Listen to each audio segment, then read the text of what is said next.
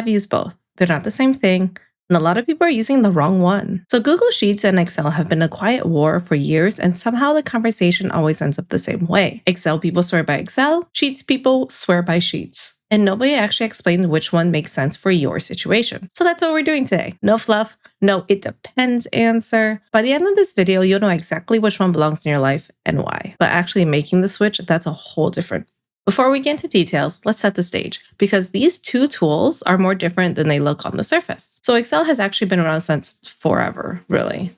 It's a Microsoft product. It lives in your desktop, and for decades, it has been the spreadsheet. Like, that is what you use, full stop. If you worked in an office, you used Excel, and that's just what spreadsheets were. Kind of like how tissues are Kleenexes almost, but really Kleenexes are tissues. Spreadsheets and Excel that was what it was. Then Google Sheets came along and pretty much flipped the model because they decided to go browser first. It was free with the Google account and built in from day one. And it was built from day one around the idea that multiple people might need to be in the same document at the same time. And if you remember using Excel spreadsheet at the time when there was no collaboration that easily, you'd have to save the document, send it over, get back the revised version. And next thing you knew, at the end of your Excel was like version 1, 2, 3, 3.5, or 4.5, 4.1, 0.2, 0.3.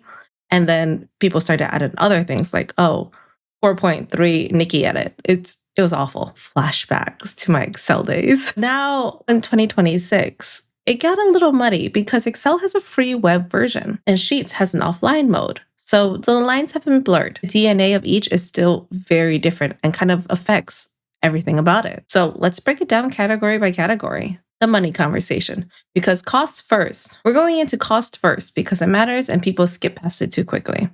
Don't know why. Money's money. It's kind of what the world goes around. Google Sheets is actually free. Completely free. You have a Google account, you have Sheets. That's it. No extra things. Excel, you're looking at a Microsoft 365 subscription. Somewhere between $100 to $200 a year, depending on what you need. Or a one-time purchase of the standalone Office suite. Although it is an older version, but the core of the product is still the same. For someone running a corporate operation though, with a company card, that cost is invisible. It's built in, baked in. But for a solo creator or a small business owner or someone just starting off, that's a real number. And if Sheets does everything you need, and for most people it does, paying for Excel is a hard sell. Just that alone can kind of tell you which one to pick, depending on where you're at in your business, what you need it for. But like I said, they are still a little different. So let's get into where each one actually earned its keep. So with collaboration, Sheets wins, no contest. It's real-time multiplayer editing. You can share via the link, you can comment, you can tag. There's a version history that actually works and it's pretty easy to navigate. And if you need to work in a document with other people, Sheets is so much less friction than Excel. So it's almost not a fair comparison.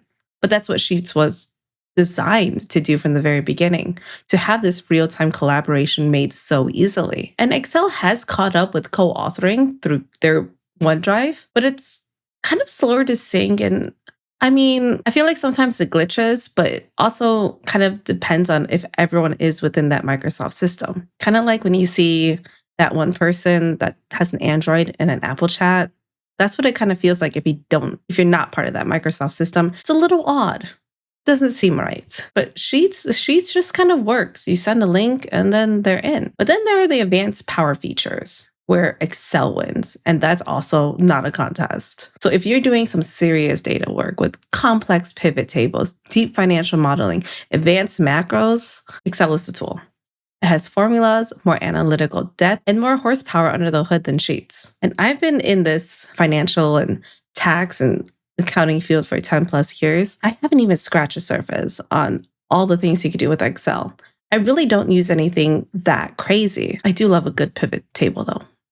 Always love a good pivot table. Once you figure out how to use pivot tables correctly, they're beautiful. But my honest take on that is that most people never touch 80% of Excel's advanced features, because you just don't have a need to. And Sheets has some genuinely powerful functions that are, I feel like, more useful for everyday work, which we'll get into in a second. Okay, but the features that actually matter day to day, this is a section that I want to spend the most time on because I think that's where the real decision gets made. Like, how is this going to affect my day-to-day life? Which one of these programs will make my life easier, right? Google Sheets has a handful of functions that sound niche, but are pretty game-changing for small operations, depending on what you need. So they have this import range function that pulls data from completely separate spreadsheets automatically. No copy-paste, no manual updates, it just syncs. So if you manage multiple trackers or you want to pull information from one sheet into a dashboard, this alone is probably worth using Sheets. It's just easier. They also have a Google Finance function that pulls live stocks and financial data directly into your spreadsheet. So if you track investments or you need current market data, this is built in and it's free. And then there's the Google ecosystem integration. Because if you're already living in Gmail, Google Calendar, Google Drive, and Google Forms, Sheets kind of connects to them all easily. It's just part of the family. So your form responses go directly into Sheets. Your data flows between tools without you having to do anything. And that's pretty useful for just convenience. Excel, on the other side, connects to naturally the Microsoft world. So Teams, Outlook, Power BI, and SharePoint, among other things. So if your workplace runs on Microsoft and you're deep into that ecosystem, then Excel is kind of the way to go. It's already part of that family. And like I said, Excel does have some really cool functions, especially when you're able to graph different things in different ways. It just visually, I think, is easier. And I like having the option of using all these cool features, even if I don't. But that's a personal thing. But both tools, and this is clearly worth saying, there are third-party tools that could connect it all instead of being trapped into their systems.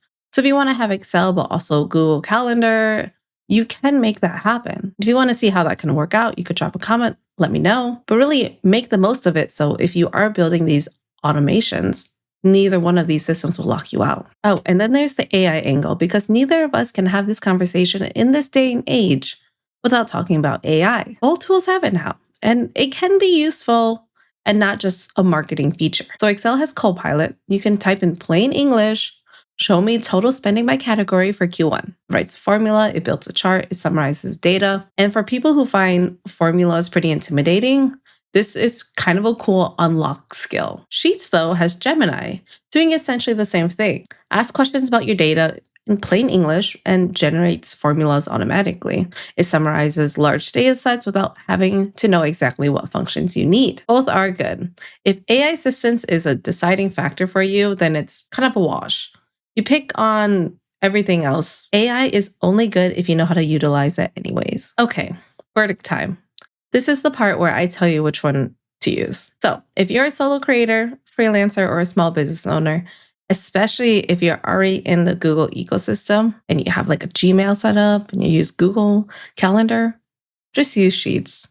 It's free, it's collaborative, it integrates with your existing tools. It probably has everything you actually need. And the features you'd be paying for Excel are probably the ones you'll never use. But if you're in a corporate environment, you're planning to do some heavy data analysis, or your whole company just runs on Microsoft, use Excel. It's industry standard for a reason. The advanced features matter at that level, and fighting the tool your workplace uses creates more problem than it solves. So just learn how to use Excel. Honestly, they're both pretty similar. So once you learn one, you kind of know the other. Give a few tweaks. But also the answer can be both. Yeah, I know. But it's valid because a lot of people use Sheets for their day-to-day tracking and collaboration, and they use Excel when they need some serious data muscle. They're not mutually exclusive. So for instance, I would use Sheets if I really want an easy collaborative document. I did this for wedding planning. I did this for trip planning, just because it's so easy for everyone to jump in and give me notes, see the data, and we can work real time. But I'm always using Excel for everything else personally. If it doesn't need collaboration, I'm actually using Excel instead. I'm more comfortable in it. I don't mind it staying offline as well. It's kind of a perk for me. If it doesn't need to be online, why would I put it on a cloud? Why would I put it online? I don't mind these documents just sitting on my desktop in my computer, because they are mine. So I'm actually one of those people that do actually use both. I would also like to say I keep some expense reporting also on Google Sheets, just because I can add to it while I'm on the go. So if I bought something for the business, I would go on my phone right then and there and add it in so I won't forget it.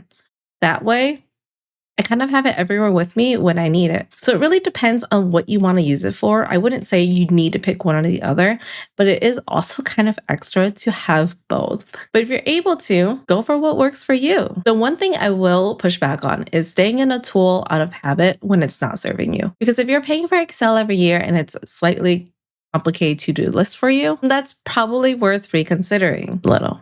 At the end of the day, these are both just tools. The best one is the one that makes your actual work easier. Not the one with more features, not the one your dad used at his corporate job in 2003. If you've been on the fence, I hope this gave you a clearer picture of which one earns its place. And I want to know, which one are you using and why? Like, spreadsheet people have opinions and I want to hear them. Drop it in the comments. And if you like this and you want some more honest tool comparisons, I did a whole video on Notion versus Obsidian that lives somewhere on your screen right now. Same energy, different tools. Oh, and as a cute little extra tidbit, I think my favorite formula of all time is the sum if formula. That one saved my butt in accounting and in taxes. Just the accounting world sum if function. It took me 2 years to figure that out. I've taught it to every newbie that has walked through to make their lives easier. Is there an easier way to do things? Maybe. But I do love that function. It's just easy to use. Still use it to this day. But with that, if you enjoyed it, like and subscribe. And I will see you guys next week. All right. Have a good one. Bye.